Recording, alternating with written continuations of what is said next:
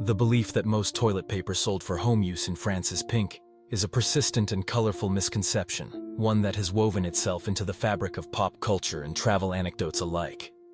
The truth, however, is far more nuanced. A story of changing tastes, evolving industry practices, and the subtle interplay of nostalgia and stereotype. To understand how this myth took root, it's important to look back at the history of toilet paper itself.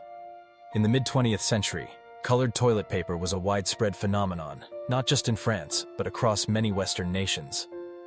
During the post-war boom of the 1950s and 1960s, home decor blossomed as a form of personal and societal expression. Bathrooms, once purely functional spaces, became canvases for style and comfort. Manufacturers saw an opportunity. Why not offer toilet paper in shades that matched the pastel tiles, sinks, and bathtubs of the era? In the United States, brands like Scott and Charmin rolled out colored options, and Europe followed suit. In France, pink emerged as a particular favorite. But why pink? The answer lies in a mix of cultural and commercial factors. French culture has long associated pink with elegance, sophistication, and a gentle charm. In a country renowned for its appreciation of aesthetics, where even the smallest details are crafted with care, pink toilet paper fit right in. It was a way to add a touch of beauty to the everyday, a subtle nod to refinement, even in the most private of spaces. Retailers and manufacturers amplified this association through their marketing, capitalizing on the visual appeal of pink rolls displayed on store shelves. The color stood out, catching the eye and capturing the imagination. Additionally, some regions of France, especially in the south, seem to favor colored toilet paper, including pink, perhaps due to local preferences or traditions.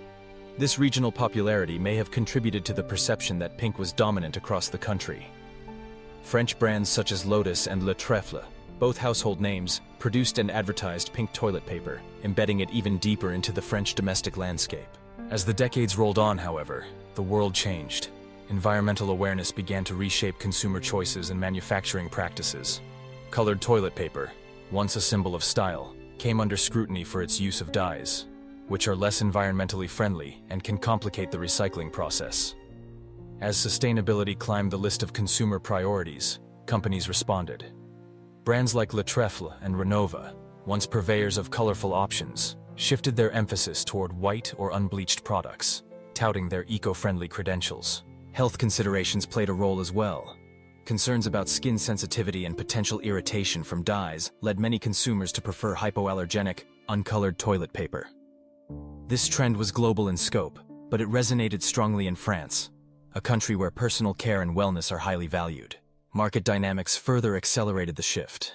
Producing white toilet paper is less expensive than manufacturing colored varieties, and as multinational companies like Kimberly-Clark and Essity expanded their influence, they standardized their offerings to meet international demand.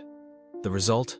White toilet paper became the norm, not just in France, but across much of the world. Today, a visit to any major French supermarket, whether it's Carrefour, Leclerc, or Intermarché, reveals shelves dominated by white toilet paper. Colored options, including pink, are still available, but they occupy a niche. Specialty brands like Renova continue to produce pink toilet paper, often targeting upscale markets or customers seeking a decorative touch. Their brightly colored rolls, including pink, red, black, and more, have become novelty items, featured in boutique stores or luxury hotels as a statement of whimsy or exclusivity. Statistical data supports this reality.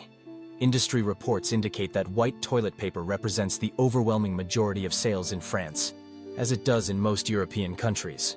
Colored toilet paper, whether pink, blue, or peach, accounts for less than 10% of the market. Within this small segment, pink is simply one option among many, rather than the dominant choice. So, why does the myth endure? There are several reasons. For one, nostalgia is a powerful force. Older generations in France may remember the days when pink toilet paper was common, associating it with childhood or the homes of parents and grandparents. These personal memories become stories, passed down through families and communities. Tourists also play a role. Visitors to France, especially those staying in charming rural inns or historic hotels, might encounter pink toilet paper and assume it's the national standard. Such encounters, filtered through the lens of novelty and difference, often find their way into travel blogs, social media posts, and lighthearted anecdotes. The image of pink toilet paper becomes shorthand for French eccentricity or flair, a quirky detail to be shared and embellished. Media and pop culture have amplified the myth as well. Films, television shows, and articles sometimes highlight the supposed ubiquity of pink toilet paper, exaggerating for comedic or exotic effect. These portrayals reinforce the stereotype, making it seem more widespread than it truly is. Finally, marketing by niche brands keeps the association alive. Companies like Renova are adept at using color to differentiate their products and attract attention. Their vibrant packaging and playful advertising campaigns invite consumers to see toilet paper as more than a mere necessity, but as a potential design element, a way to personalize and enliven an otherwise mundane part of daily life. In sum, while the idea that most toilet paper in France is pink makes for a fun and memorable story, it doesn't reflect the current reality. The French, like people everywhere, have shifted toward practicality, sustainability, and health. Pink toilet paper remains a nostalgic echo of the past, a specialty item for those who seek it out, or a lingering thread in the tapestry of cultural myths. The next time you hear someone repeat the claim, you'll know the true story, a blend of history, marketing, and the enduring power of perception.